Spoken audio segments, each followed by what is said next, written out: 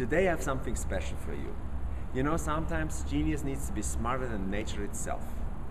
For centuries we have been known how nature recycles human bodies and plants and animals by calcification.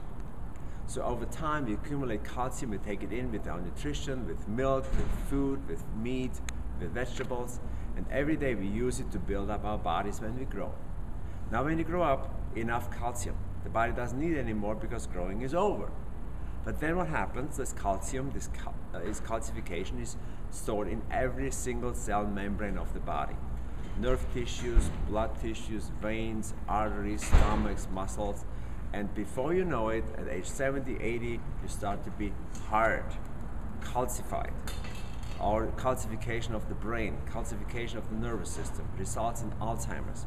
But before going into this drama, can we outsmart nature? Use our genius to do exactly that? Guess what? We can. If you just Google it, you find it very easy how to prevent calcification. One product I came across with lately is called MSM, methyl sulfone methane. Oh my God, I can't spell it right. You will figure it out, MSM. If you take that every day, it prevents calcium from overtaking your body. And that's one smart way to stop calcification. So guess what? You need your genius anyway to live. Why not use it every day? This is my tip for today.